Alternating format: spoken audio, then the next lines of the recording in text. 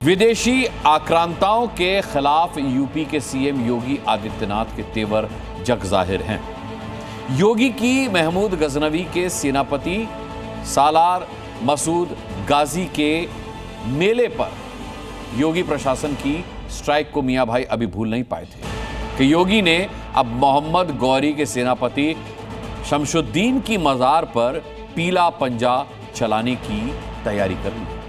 योगी ने घने जंगलों बीहड़ों के बीच इस मजार को खोज निकाला। कभी 1500 किलो का पहलवान यहां किसी भी वक्त पहुंच सकता है और हरे रंग को मिट्टी में मिला सकता है।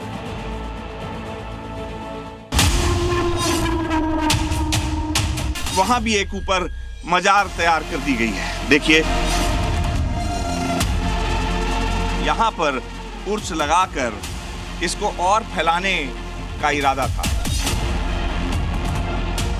विदेशी आक्रांताओं का महिमा मंडन नहीं होना चाहिए। विदेशी आक्रांता के नाम पर कोई आयोजन नहीं होने चाहिए। मिट जाएगा मोहम्मद गौरी के सेनापति का नामो निशान। प्रदेश सरकार के बुलडोजर को देखा है ना। बीहड़ वाले सैयद बाबा यूपी से मिट जाएंगे।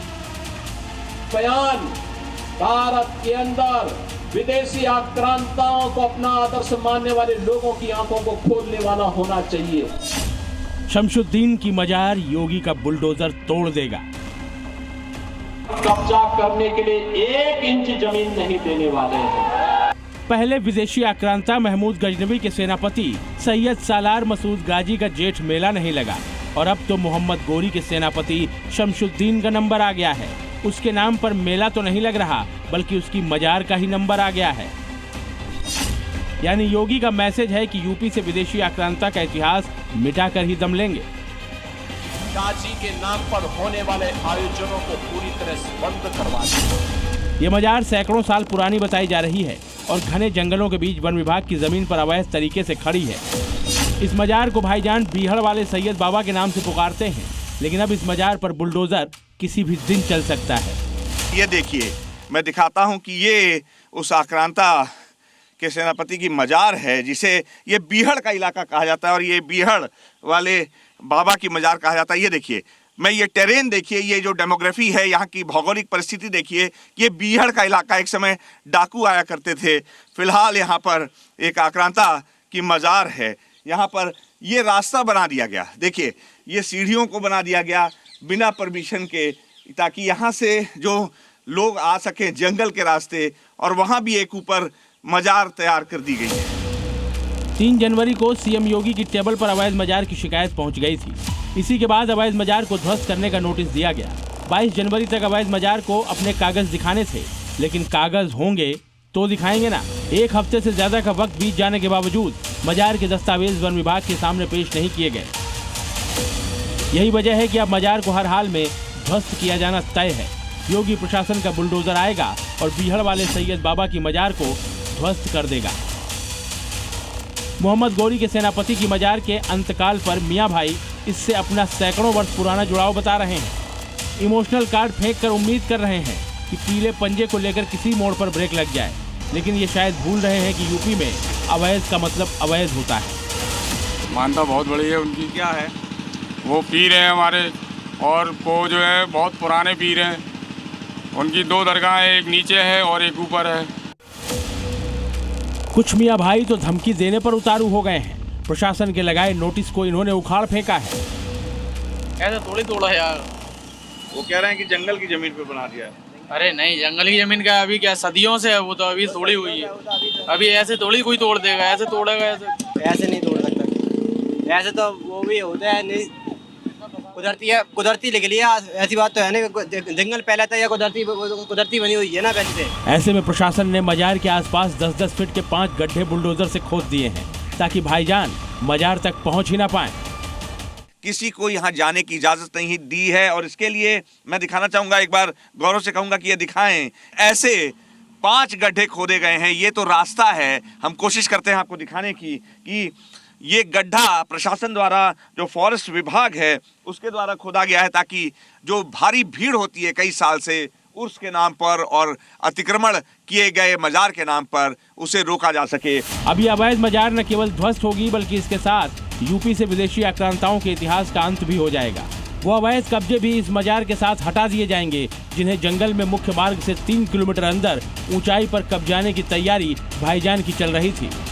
22 जनवरी को ये नोटिस जारी किया गया है और इनको एक तय मियाद में ये जो है जांच इस पे जवाब देना है कि ये कैसे यहाँ पे मजार बनाई गई। ये मजार है और कैसे यहाँ पर कंस्ट्रक्शन देखिए कितनी बढ़िया तरीके से बना दिया गया, बिना किसी परमिशन के, चुपचाप, रातों रात। ये मजार केदारेश्वर महादेव मंदिर से महज 1 किलोमीटर की दूरी पर फिशर वन में स्थित है। जो हमारे वन क्षेत्र में एक मजार पाई गई है, जैसे ही ये संज्ञान में आया उसके खिलाफ कार्रवाई चालू कर दी गई है और जो संबंधित है उनको नोटिस के माध्यम से उनका पक्ष जानने का किया गया है। उल्लंघन करके अगर कोई बनाया गया है तो उसका नियमानुसार उचित कार्रवाई अमल में लाई जाएगी। बताया जाता है कि 1194 में इटावा में मोहम्मद गोरी और कन्नौज के राजा जयचंद के सिपाही सालार सुमेर सिंह के बीच युद्ध हुआ था। उस जंग में गोरी का सेनापति शमशुद्दीन दर्जनों आक्रांताओं के साथ मारा गया था। कुछ को 22 ख्वाजा में दफनाया गया, लेकिन शमशुद्दीन की मजार फिशर वन में कैसे बनी इसकी किसी को कानो कान खबर तक नहीं हुई। यानी गुपचुप तरीके से मोहम्मद गोरी की निशानी यूपी में छोड़ने की साजिश सैकड़ों साल पहले ही रच ली गई थी। लेकिन योगी ने विदेशी आक्रांताओं के नामो निशान को मिटाने का जो बीड़ा उठाया है, उसी के तहत अब शमशुद्दीन की मजार को तोड़ने की उल्टी गिनती शुरू हो गई है। अनुराग मिश्रा, जी मीडिया, इटावा। गाजी की निशानियां और इतिहास योगी सब मिटा देंगे, लेकिन गाजी नहीं, यूपी में पाजियों के लिए भी जगह नहीं। पाजी यानी बदमाश। ये बदमाश कौन है पहले वो जान लीजिए। पहला है मुजफ्फरनगर का अहमद, जिसने सोशल मीडिया पर हिंदू बनकर सीएम योगी और पीएम मोदी पर अभद्र टिप्पणियां की। दूसरा है आगरा का अरबाज, जिसने 23 जनवरी को एक शख्स की 7 गोलियां मारकर हत्या कर दी। कुछ देर पहले आपने इटावा में गाजी का इलाज कैसे होने वाला है ये रिपोर्ट देखी थी, है ना।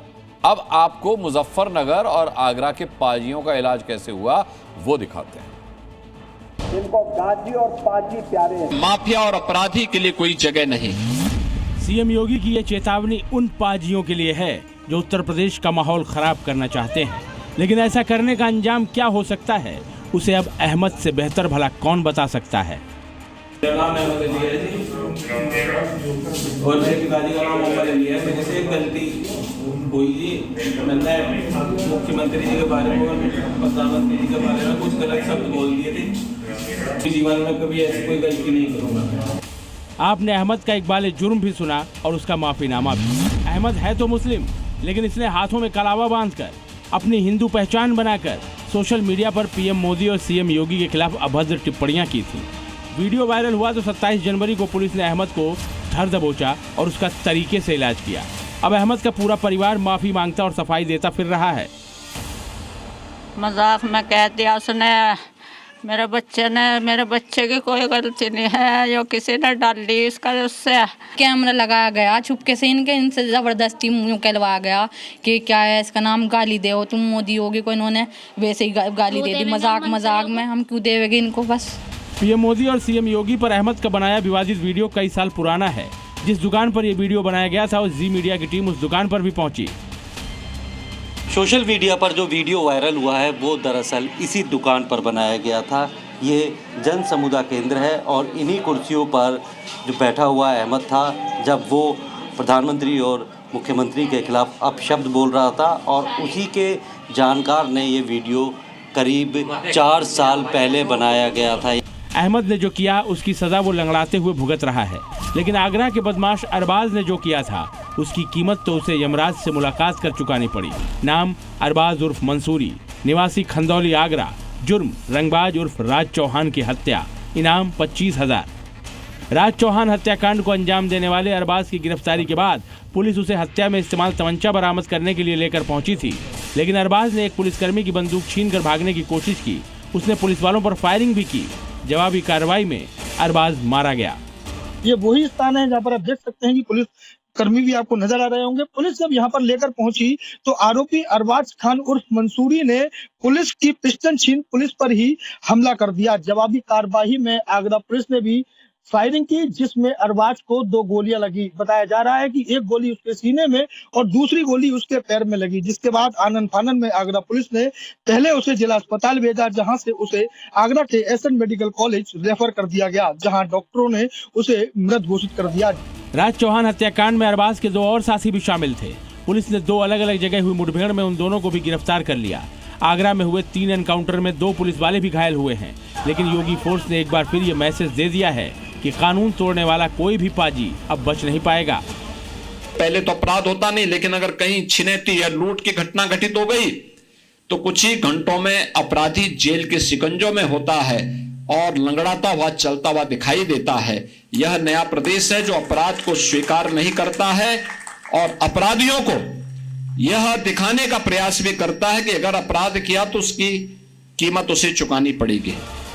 यानी मैसेज एकदम क्लियर है, नए उत्तर प्रदेश में न गाजी बचेंगे और न ही कोई पाजी। सबका इलाज होगा, तरीके से होगा, ऐसा होगा कि कानून तोड़ने से पहले हर पाजी 100 बार सोचेगा। ब्यूरो रिपोर्ट, जी मीडिया। मध्य प्रदेश के अशोकनगर में राशिद खान ने एक ऐसी घटना को अंजाम दिया है जो सीधे सीधे सनातन पर चोट है। राशिद की इस करतूत के बाद हिंदू संगठनों में भारी आक्रोश है। सवाल उठ रहे हैं कि क्या राशिद ने सनातन के सबसे बड़े प्रतीकों में से एक पर हमला करके अशोकनगर में सांप्रदायिक सौहार्द बिगाड़ने की कोशिश की है? क्या राशिद ने जानबूझकर ऐसा काम किया है कि हिंदू मुस्लिम के बीच विवाद पैदा हो जाए? राम और कृष्ण के देश में गौ हत्या को हम कतई नहीं होने देंगे, कतई नहीं होने देंगे। यूपी में गौ तस्करी केस में पकड़े गए अपराधियों का अंजाम ये होता है कि जिन पैरों पर चलकर गौ को कत्लगाह भेजने की तैयारी में रहते हैं, वो पैर नाकाम कर दिए जाते हैं। ये सनातन की प्रतीक मानी जाने वाली गायों के साथ नाइंसाफी का इंसाफ वाला योगी मॉडल कहलाता है। अब इसी मॉडल के तहत एमपी की मोहन फोर्स ने भी बदमाशों का ट्रीटमेंट शुरू कर दिया है। उदाहरण आपकी स्क्रीन पर है। एमपी का अशोकनगर का इलाका। गाय देखकर राशिद खान भड़क जाता है, गाय को पैर से मारता है। इतने पर भी राशिद का मन नहीं भरता तो गाय पर कोहनी से हमला कर देता है। बेजुबान निरीह गाय पर हमले का यह वीडियो वायरल हो जाता है। पुलिस एक्शन में आती है और अब ये 2 तस्वीरें देखिए। राशिद गाय को पैर से मारता है और उसका नतीजा वाला वीडियो आपकी स्क्रीन के दाहिनी ओर है। राशिद खान ने जिन पैरों से गाय को मारा, अब वो पैर नाकाम हो चुका है। मोहन फोर्स ने राशिद खान की तबीयत से खातिरदारी कर दी है। गाय का कसूर सिर्फ इतना था कि वो राशिद के घर के सामने से गुजर रही थी, जो राशिद को गवारा नहीं हुआ और गाय पर हमला कर दिया और तब तक पीटता रहा जब तक गाय वहां से चली नहीं गई। ये घटना आपको बहुत बड़ी नहीं लग रही होगी, लेकिन इसके पीछे की राशिद खान की मानसिकता को समझना बहुत जरूरी है। नंबर 1, गाय सनातन धर्म की सबसे पवित्र पहचान में से एक है। नंबर 2, राशिद के धर्म में गाय के खिलाफ अत्याचार कोई नई बात नहीं है। नंबर 3, क्या राशिद खान गाय पर हमला कर हिंदुओं की भावनाओं को भड़काने की कोशिश कर रहा था? वक्त ऐसा है कि सांप्रदायिकता की चिंगारी कट्टरपंथी हाथ में लिए घूम रहे हैं और राशिद खान जैसे लोग इस चिंगारी को हवा देने का काम कर रहे हैं। वीडियो सामने आने के बाद पुलिस ने ऐसी कार्रवाई की कि आरोपी राशिद खान अपने पैरों पर चलने के काबिल नहीं बचा। यही नहीं, उसे चलने के लिए पुलिस के जवानों के कंधों का सहारा लेना पड़ा। जैसे वीडियो वायरल हुआ उसकी छानबीन की गई पुलिस स्तर पर और मुखबिर द्वारा जो सूचना प्राप्त हुई उस पर से इसका नाम तुरंत ही हम लोगों ने ज्ञात किया और ज्ञात करने के बाद इसको संभावित स्थानों पर दबिश देकर इसको गिरफ्तार किया गया। पुलिस ने राशिद खान के खिलाफ कार्रवाई करने में देर नहीं की, क्योंकि उसके सामने उदाहरण था उस योगी मॉडल का जो राशिद खान जैसे बदमाश का हिसाब हफ्तों दिनों में नहीं करती, घंटे में निपटा देती है। हालांकि गाय को लात मारने की घटना के बाद हिंदू संगठनों में काफी आक्रोश है। हिंदू समाज की जहाँ पर आस्था है, आस्था के जो केंद्र है, उन पर ये लोग ऐसी घटनाएं करते रहते हैं और ये घटना हम लोग बर्दाश्त करने वाले नहीं हैं। और अगर ये ऐसी घटनाएं करेंगे तो हम कानून तो सजा देगा ही और हम भी सही इनको सजा देने का काम करेंगे। फिलहाल पुलिस ने आरोपी राशिद खान को उसकी सही जगह जेल भेज दिया है। लेकिन इस तरह की घटना ने मोहन फोर्स को आगाह कर दिया है कि तगड़ा इलाज और वो भी टाइम लिमिट में नहीं हुआ तो सांप्रदायिकता अपने विभत्स रूप में दिखेगी, जिसे रोक पाना बहुत मुश्किल होगा। ब्यूरो रिपोर्ट, जी मीडिया। चलिए, इसी बीच एक बड़ी खबर आपको बता दें, और वो ये कि योगी सरकार ने बांग्लादेश से विस्थापित होकर यूपी में अवैध रूप से रहने वाले 99 बांग्लादेशी हिंदू परिवारों को पुनर्वासन को मंजूरी दी है। सीएम योगी आदित्यनाथ की अध्यक्षता में हुई मंत्रिमंडल की बैठक में यह फैसला लिया गया है। अभी ये बांग्लादेशी हिंदू परिवार मेरठ की मवाना तहसील के ग्राम नंगला गोसाई में रह रहे हैं। इन परिवारों को मेरठ से कानपुर देहात के रसूलाबाद तहसील में शिफ्ट किया जाएगा बाकायदा। इन परिवारों को बसाने के लिए कानपुर देहात के 2 गांवों का चयन किया गया है। 99 में से 50 परिवारों को कानपुर देहात के ग्राम भैसैया में बसाया जाएगा और जबकि 49 परिवारों को ग्राम ताजपुर तहसील में बसाया जाएगा। इन सभी 99 परिवारों को 90 साल की लीज पर 0.50 एकड़ जमीन दी जाएगी। इस फैसले से इन बंगाली हिंदू परिवारों को सम्मानजनक और सुरक्षित पुनर्वासन तो मिलेगा ही, साथ ही स्थायी ठिकाना और भविष्य की सुरक्षा भी इन्हें सुनिश्चित की जाएगी। सोशल मीडिया पर एक वीडियो जबरदस्त तरीके से वायरल है। इस वीडियो में एक बुर्के वाली खातून सड़क के बीचों बीच नमाज पढ़ते दिखाई दे रही है। हैरानी की बात यह है कि बुर्के वाली इस महिला की हरकत से सड़क पर जाम लग जाता है, लेकिन बीच सड़क पर नमाज पढ़ रही ये खातून टस से मस नहीं होती। ऐसे में सवाल उठता है कि आखिर ये वीडियो कहाँ का है और ये बुर्के वाली महिला कौन है? क्यों उसने सड़क घेर कर नमाज पढ़ी? और सबसे अहम ये कि क्या सड़क पर नमाज वाली इस जिद का इलाज योगी मॉडल से ही संभव है?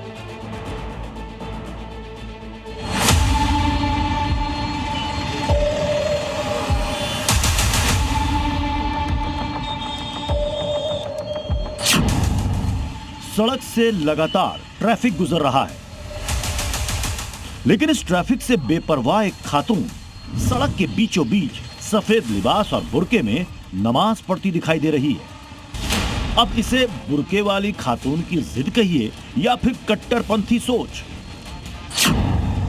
क्योंकि जिस अंदाज में बुर्के वाली लेडी सड़क पर नमाज पढ़ रही है उसके चलते सड़क पर जाम लगा है। कार, ऑटो, ट्रक, स्कूटर रेंग रेंग कर गुजर रहे हैं, मगर बुर्के वाली खातून को तो कोई फर्क ही नहीं पड़ रहा।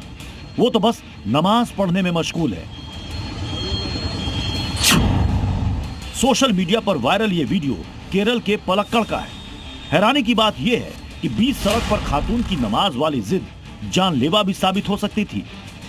बुर्के वाली लेडी हादसे का शिकार हो सकती थी, लेकिन नहीं, उसे तो बस हर हाल में नमाज पढ़नी थी, बीच सड़क पर मजहब की नुमाइश करनी थी। राह चलते लोग खातून की इस हरकत से हैरान हैं, क्योंकि नमाज की जगह तो मस्जिद, ईदगाह या फिर घर है। ऐसे में हर किसी के जहन में यह सवाल उठा कि बुर्के वाली खातून सड़क पर क्यों नमाज पढ़ रही है। इस बीच एक ऑटो वाला तो उसे बोलने के लिए रुका भी। उसने सड़क पर नमाज पढ़ने से बुर्के वाली खातून को टोका भी, लेकिन वो नहीं मानी। उल्टा नमाज के बीच में ऑटो वाले से बहस करने लगी। वाकई केरल के पलक्कड़ से सामने आया यह वीडियो बेहद हैरान करने वाला है, क्योंकि कोई भी शख्स मजहब की बिना पर कायदे कानून नहीं तोड़ सकता, आम जनता को परेशान नहीं कर सकता। अगर ट्रैफिक नियमों की बात करें तो खुलेआम बीच सड़क पर नमाज पढ़ने पर प्रतिबंध है। सड़क जाम कर नमाज पढ़ने पर कार्रवाई हो सकती है और मोटर व्हीकल एक्ट के तहत यह दंडनीय अपराध है। सड़क पर नमाज पढ़ने वाली इस बुर्का वाली को पुलिस ने हिरासत में ले लिया है और पूछताछ की जा रही है। मगर हैरानी की बात यह है कि आखिर सड़क पर नमाज पढ़ने की जिद के पीछे का मकसद क्या है? आखिर इससे कट्टरपंथी ब्रिगेड क्या मैसेज देना चाहती है? क्योंकि दुनिया के बड़े से बड़े मुस्लिम देशों में भी सड़क पर नमाज पढ़ना गुनाह है, लेकिन हिंदुस्तान में कट्टरपंथी मजहब के नाम पर कुछ भी कर देते हैं। सड़कों पे कोई नमाज नहीं होती है, सड़कें आवागमन के लिए। योगी राज में सड़क पर नमाज पढ़ना, नमाज के चलते सड़क जाम करना या ट्रैफिक रोकना संगीन जुर्म है। अगर यूपी में इस तरह कोई कानून हाथ में लेता है तो फिर उसका इलाज योगी फोर्स करती है। ऐसे में देश के अन्य राज्यों में भी योगी मॉडल ही लागू होना चाहिए, यानी सड़क पर नमाज पढ़ी, ट्रैफिक नियमों को तोड़ा तो हिसाब डंडे या फिर बुलडोजर से होगा। ब्यूरो रिपोर्ट, जी मीडिया। योगी राज में इंसाफ सबको मिलता है। योगी फोर्स इंसाफ देने के लिए कभी बुलेट मॉडल अपनाती है तो कभी बुलडोजर मॉडल। इस बार बुलडोजर आक्रमणकारी नसीम का पता लगाने में जुटा है, क्योंकि इसने पहले तो भ्रष्टाचार किया और जब इसका खुलासा सलीम ने कर दिया तो दबंगों की फौज के साथ उस पर और उसके परिवार पर हमला बोल दिया गया। अब योगी का बुलडोजर नसीम को तलाश रहा है। पहले गाड़ी रोकी, कार सवार लोगों को जबरन बाहर निकाला, फिर सरेराह लाठी डंडों से पीटा, खूब बवाल मचा। महिला चिल्लाती रही, रहम की भीख मांगती रही, लेकिन दबंग नहीं रुके। कार में सवार सभी लोगों को बाहर निकालकर इतना पीटा कि वो लोग बुरी तरह घायल हो गए। सड़क पर अधमरी हालत में पड़े से शख्स का नाम है सलीम। पीटने का आरोप ग्राम प्रधान नसीम और उसके गुर्गों पर लगा है। आगे की तस्वीरें आपको दिखाएं, उससे पहले पूरा मामला समझिए। पीड़ित सलीम की पत्नी फिरदौस जहां पेशे से वकील है, इन दोनों ने ग्राम प्रधान नसीम के खिलाफ आरटीआई के तहत शिकायत की थी और जांच में करीब 13.5 लाख रुपए के घोटाले की बात सामने आई, जिसके बाद जिलाधिकारी ने दबंग प्रधान नसीम का खाता सीज कर दिया। सलीम इसी घोटाले की सूचना पुलिस को देने जा रहा था, तभी नसीम और दूसरे बदमाशों ने उसे घेर लिया। अचानक उन्होंने हमला किया, कोई बात नहीं पता चली कि क्या वही रंजिश ये मानते चले आ रहे हैं। हमेशा धमकियां देते थे कि मार देंगे। मैं तो यही अनुरोध करूंगी मुख्यमंत्री और सभी जितने भी अधिकारियों से कि इसकी निष्पक्ष जांच करा के इनको जेल भेजा जाए। ये गुंडा है, इनके खिलाफ 10 काफी मुकदमा है, आमिर के खिलाफ और नसीम के खिलाफ, मुख्तार के खिलाफ। फिरदौस जहां जिन जख्मों का जिक्र कर रही हैं, ये तस्वीरें उसकी गवाही दे रही हैं, सबूत दे रही हैं। बेहोशी की हालत में सड़क पर पड़े सलीम को देखिए कैसे नसीम और उसके बदमाश लाठी से हमला कर रहे हैं। सलीम की पत्नी फिरदौस जहां लगातार उसे रोकने की कोशिश कर रही है, लेकिन ये दबंग रुकते नहीं दिख रहे।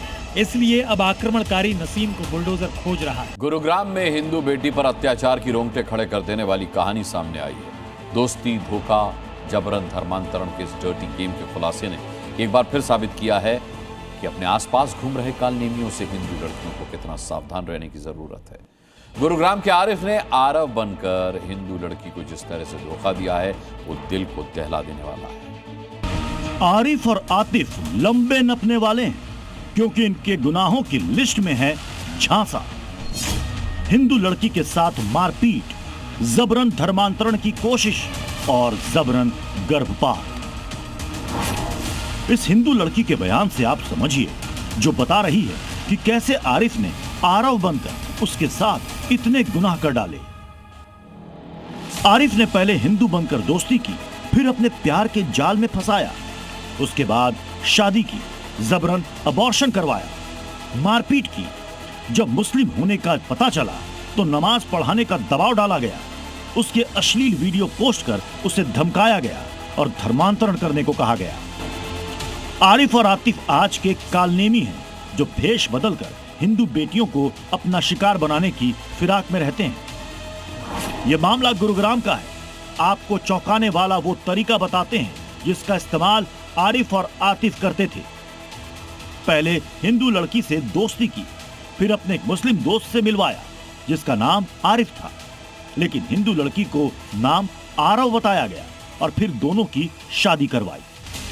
आरिफ के इस पूरे खेल का खुलासा हुआ शादी के बाद, जब पीड़िता को पता चला कि आरव असल में आरिफ है और वो पहले से शादीशुदा है। उसके 3 बच्चे हैं। हिंदू लड़की चूंकि शादी कर चुकी थी, लिहाजा उसके पास विकल्प ही नहीं बचा था। हिंदू लड़की को आरिफ अपने गांव ले गया, जहां आरिफ के परिजनों ने मारपीट की और उस पर धर्मांतरण का दबाव बनाया, यहां तक कि हिंदू लड़की का नाम जिया खान तक रख दिया। आरिफ और आतिफ का जब ये महापाप सामने आया तो गुरुग्राम में सनसनी फैल गई। हिंदू संगठनों का गुस्सा आक्रोश में तब्दील हो गया। ना तो ये एक सभ्य समाज का हिस्सा है और ना ही एक हिंदू समाज इसको कभी बर्दाश्त करने वाला है। अब ये जिहादी, ये लव जिहादी ये लैंड जिहादी अपने आप को संभाल लें। अब इनको कोई मौका दिया नहीं जाएगा और कोई भी हिंदू समाज पूरी तरह से उग्र है और बड़ा आक्रोश है। इनको हम कड़ी से कड़ी सजा दिलाएंगे। पुलिस ने पीड़िता की शिकायत पर आरिफ खान समेत 7 लोगों पर जबरन धर्म परिवर्तन समेत कई धाराओं में केस दर्ज किया है। आरिफ और आतिफ अब लंबे समय के लिए सलाखों के पीछे भेजे जा चुके हैं। अमेरिकी राष्ट्रपति डोनाल्ड ट्रंप की नजर में पाकिस्तान का CDF आसिम मुनीर सबसे खतरनाक है। जी हाँ, ट्रंप को ऐसा क्यों लग रहा है? तो जवाब है बलूचिस्तान पर टूट रहा मुनीर का कहर। मुनीर के इशारे पर बलूचों को पाकिस्तानी फौज अगवा कर रही है, जान से मार रही है, जिससे भड़के बलूच विद्रोह पर उतर आए हैं, जिससे पाकिस्तान के हालात लगातार बिगड़ते जा रहे हैं। सलमान बलोच 3 महीने से गायब, हसन बलोच 8 दिनों से गायब, अली अहमद 6 दिनों से गायब, जुनैद बलोच 5 दिनों से गायब, जाहिद बलोच 3 दिनों से गायब। ये वो लोग हैं जो बलूचिस्तान की आज़ादी की मांग को लेकर शहबाज सरकार के खिलाफ सड़क पर उतरे थे और मुनीर की सेना ने इन्हें उठा लिया। अब इनकी कोई खोज खबर नहीं है। ऐसे लोगों की तादाद हजारों में है जो दिन, हफ्ते, महीनों से नहीं सालों से गायब हैं। यह हालात पाकिस्तान के सबसे बड़े सूबे बलूचिस्तान के हैं, जो लंबे वक्त से आज़ादी की आवाज़ बुलंद कर रहा है। इन्हीं आवाज़ों को कुचलने के लिए मुनीर की फौज लगातार जुल्म ढा रही है, जिसके डरावने आंकड़े अब सामने आए हैं। एक रिपोर्ट के मुताबिक 2025 में पाकिस्तानी सेना ने 1200 से भी ज्यादा बलूचों को गायब कर दिया है। इतना ही नहीं, करीब 200 लोगों की बिना कोर्ट ट्रायल के ही जान तक ले ली गई है। गायब होने वालों में छोटे बच्चे और महिलाएं तक शामिल हैं, जिनकी तलाश में लोग यहाँ वहाँ धक्के खाते फिर रहे हैं, लेकिन उनके हिस्से सिर्फ मायूसी ही है। कोई बताने वाला नहीं है कि उनके अपने कहाँ हैं। इस बच्ची को ही देख लीजिए, 2 भाई 5 सालों से लापता हैं। अब तक उनकी कोई खोज खबर नहीं है। अपनों की खोज खबर के लिए जब बलूच सड़कों पर उतरते हैं तो मुनीर की फौज के जुल्म का शिकार होते हैं। उन्हें पीटा जाता है, उनके साथ जानवरों जैसा बर्ताव होता है। जहां दूसरे मुल्कों में बच्चे पढ़ लिख कर अपना मुस्तकबिल गढ़ने में लगे हैं, वहीं बलूच बच्चे अपने माँ बाप की तलाश में सड़कों की खाक छान रहे हैं। मुनीर की फौज बलूचिस्तान में किल एंड डंप पॉलिसी चला रही है, यानी लोगों को मारो और फेंक दो। यही वजह है कि अब बलूच महिलाओं ने भी मुनीर एंड कंपनी के खिलाफ मोर्चा खोल दिया है। बलूचिस्तान के यह हालात अब अमेरिका को भी डरा रहे हैं। उसने अपनी ट्रैवल एडवाइजरी को अपडेट करते हुए पाकिस्तान जाने की योजना बना रहे अमेरिकियों को 100 बार सोचने की सलाह दी है। अमेरिका ने कहा है कि पाकिस्तान में अपराध, नागरिक अशांति, आतंकवाद और अपहरण का खतरा है। बिना किसी चेतावनी के वहां आतंकी हमले हो सकते हैं। खैबर पख्तूनख्वा और बलूचिस्तान सबसे खतरनाक जगहों में है। अमेरिका की खुशामद में लगे शहबाज और मुनीर के लिए अमेरिका की ये ट्रैवल एडवाइजरी एक आईना है। मुश्किल ये है कि दोनों ही इस आईने की ओर देखना भी नहीं चाहते। अगर ऐसा होता तो पाकिस्तान में आज हालात इतने बुरे तो नहीं ही होते। ब्यूरो रिपोर्ट, जी मीडिया। जैश के सरगना मसूद अजहर की कब्र तैयार करने के लिए मुनीर बहावलपुर पहुंचा। जी हाँ, आप सोच रहे होंगे ना कि आतंक के आका और आतंकियों को पालने पोसने वाला मुनीर आखिर ऐसा क्यों करेगा। तो आपको बता दें कि असल में जैश के आतंकी अड्डे को बचाने के लिए मुनीर ने बहावलपुर में न सिर्फ बारूदी जखीरा जुटाया है, बल्कि खुलेआम जंगी नुमाइश भी की है। और मुल्ला मुनीर की इसी गलती ने मसूद अजहर की कब्र खोद दी है। लेकिन कैसे, देखिए। खुली जीप में सवार होकर पूरे टशन के साथ मुल्ला मुनीर पाकिस्तानी सेना के एक ट्रेनिंग सेंटर पहुंचा। पहले तो मुनीर ने सेना के अधिकारियों के साथ मीटिंग की। इसके बाद मुनीर सीधे टेस्टिंग रेंज गया, जहां पाकिस्तानी फौज टैंक, तोप, आर्टिलरी, ड्रोन और हेलीकॉप्टर के साथ बॉर्डर ड्रिल करती दिखाई दी।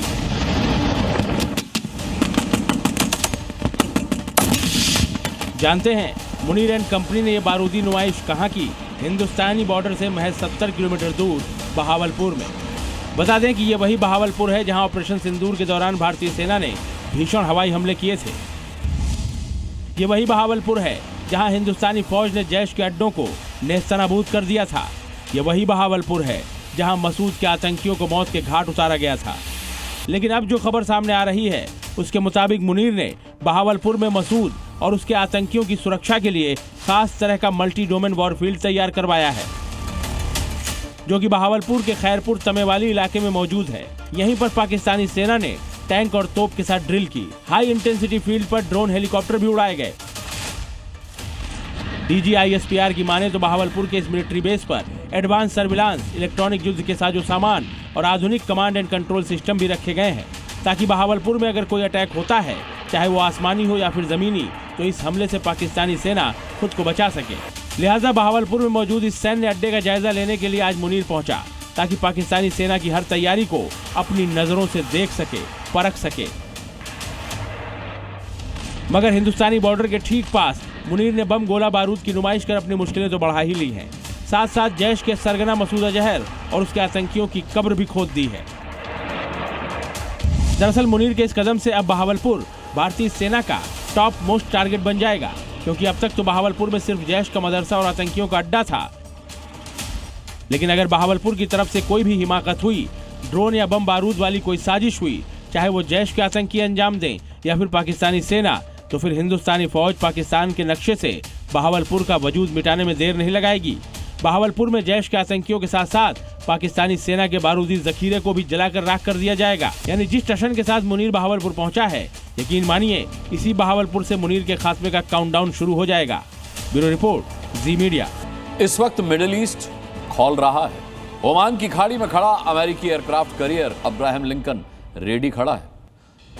मिडिल ईस्ट के 9 अमेरिकी सैन्य अड्डे को हाई अलर्ट पर रखा गया।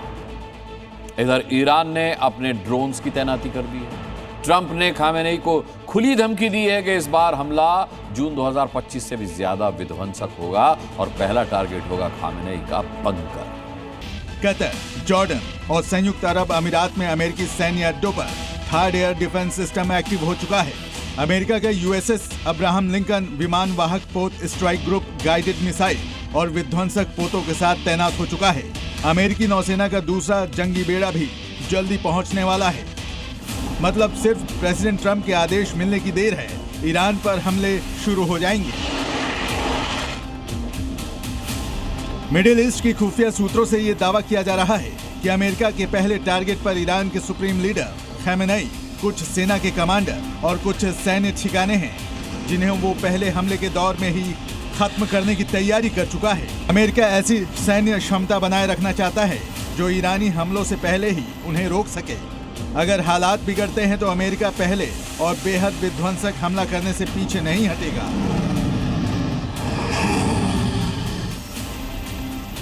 ईरान के सर्वोच्च लीडर अयतुल्लाह खामेनेई को अमेरिका का मैसेज लाउड एंड क्लियर है कि अब किसी भी वक्त अमेरिका ईरान पर हमला कर सकता है। लेकिन खामेनेई पर ट्रंप की इन धमकियों का असर नहीं दिख रहा है। बावजूद इसके कि ईरान में जिस प्रदर्शन को खामेनेई ने कुचल दिया था, वो फिर से शुरू हो गया है। अपनी स्क्रीन पर जो 2 तस्वीरें आप देख रहे हैं, वो ईरान और अमेरिका के बीच जंगी तनाव का चरम बिंदु है।